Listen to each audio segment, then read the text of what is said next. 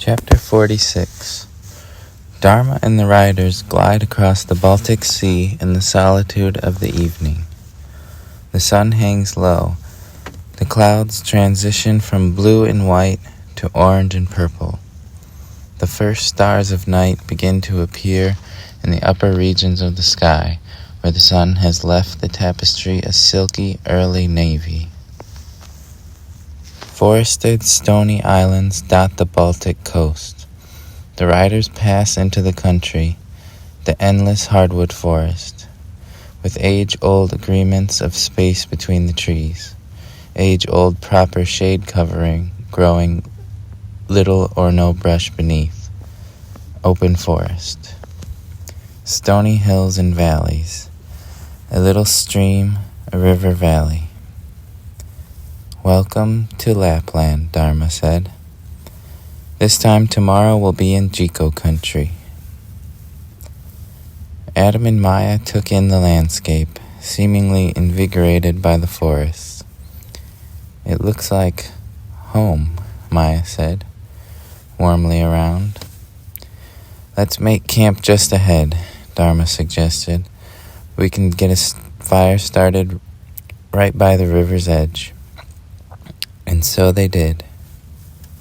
Dharma and Ubuntu made the beds. Adam and Maya took care of the fire. Ignatz and Anastasia took care of filling the water bottles for the morning. Night fell and the riders sat encircled around the fire. Logs were sliced by Ubuntu's tested strength of new moves. "Just want to see what this thing can do," Ubuntu said. Ignatz stared wide-eyed at Ubuntu chopping wood. "Hey, maybe let's see if it can cut a rock or something," Ignatz quivered. The riders passed around bowls of foraged mushrooms and berries. Dharma made a bowl of rice. The river flowed behind them, riding over rocks, providing like white noise, but life in all its chaos, possibilities of water hitting rocks and splashing, hitting other water, sounded like a line, until you listened closely to the chaos line across the prison border, speaking all the things the river knows, which is not just go. Adam was taking in the scene, the warmness of the crackling fire, the green gold trees, the fertile peat moss dirt, and the silent river. The warm, smiling faces of his friends and family on this wild adventure. They laughed and leaned on each other. Anastasia and Ignatz made mockery of Mazatron, making Maya cry laughing. "This is a dream come true," Adam said, looking at Maya and his mom. "Being able to sit here with the two of you, all of you. Let's not go to war. Let's ride back to Dad and just surf the world for secret spots."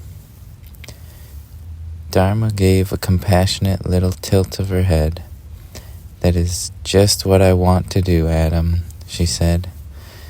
"But there will be no world to ride if the darkboards get to Jiko." Adam sighed and stared down at his feet. Dharma reached over, a comforting hand on his shoulder. "Only a chore, sweet Adam. Take the trash out before you go and play." She smiled, reaching for his downcast eyes with hers. Adam closed his eyes and smiled. "Okay, might as well go back to sitting with you in this dream then. The three of us under the stars, in the flesh," said Dharma. Adam's eyes gazed into the fire. "I used to have these dreams, you know, but I had to piece you together from your pictures, from everyone's stories about you. But in my dreams, when I came to hug you, there was a blockage. There was some signal impeding me from hugging you. It must be 'cause I Well, I could remember you from a picture, in some way be close to how you would be, how you would act from stories. Nice. And smiling warmly is good enough for me. But who can convey how it feels to be in your arms, to embrace someone? No one can, said Adam. Dharma gave him a great big hug. Oh, Adam, she said. Maya joined in. Ubuntu put another log on the fire, smiling. Anastasia and Ignatz hugged each other and started crying and sobbing. Sorry, said Anastasia, sobbing. Puppets are sensitive creatures. All right, there, Ubuntu said, comforting the little ones. An owl hooted in the night. The river ran shushing. The fire crackled red-orange deep and sending smoke up to the stars. Oh, said Maya, you know how we're humans, but somehow can ride the boards?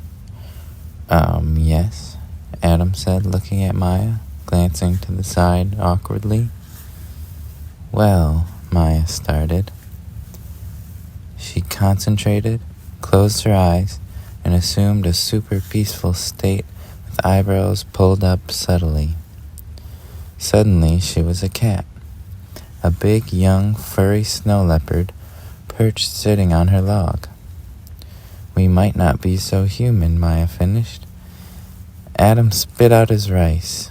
He looked at Dharma and Ubuntu, then back at Maya. Yeah, Maya said, sitting there. Come on, Mom, show Adam the way. You're a snow leopard? Asked Adam. So are you. Show him, Mom. Mom's a snow leopard too, Maya said behind her paw. Dharma smiled. Yes, let us invoke your inner animal, little Adam, Dharma said. Maya stood on her hind legs, growling and clawing.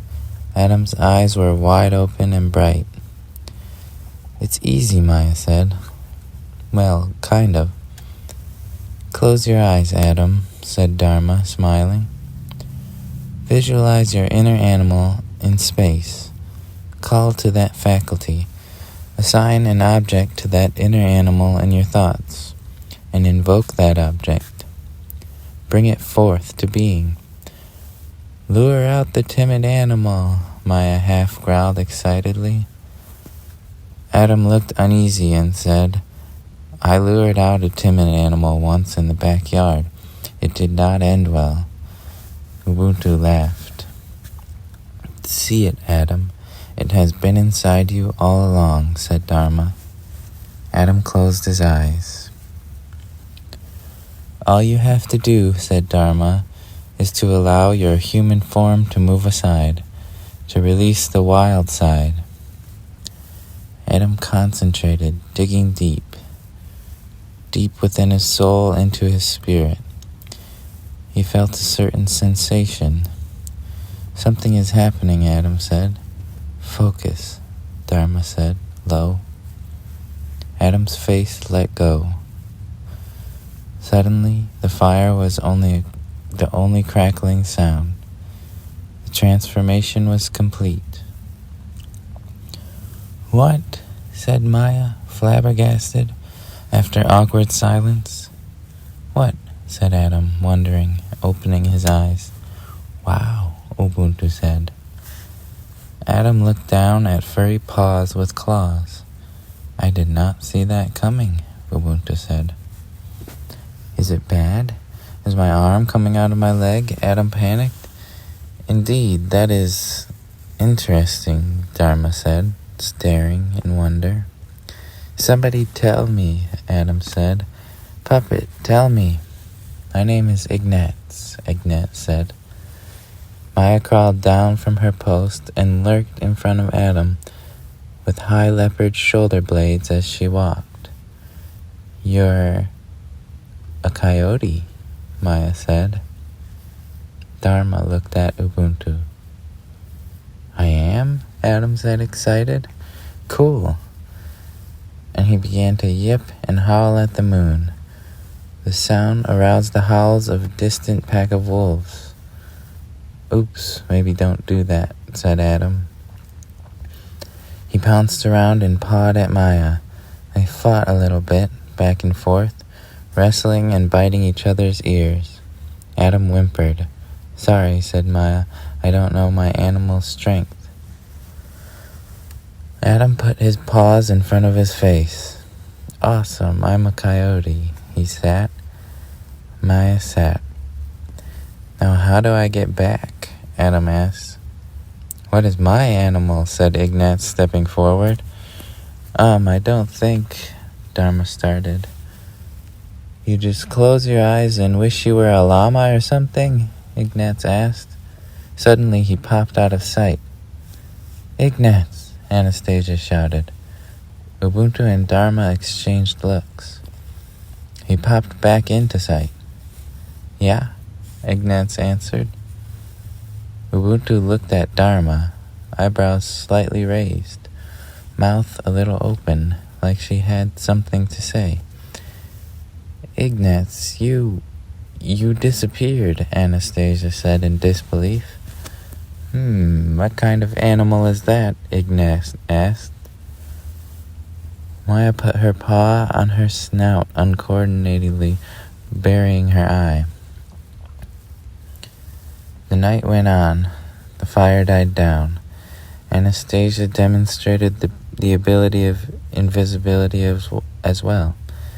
They wished they knew this all along so they could get their popcorn in the daylight and ride rooftops without giving children nightmares or starting old wives' tales. Though they kind of liked that too. Maybe both were okay.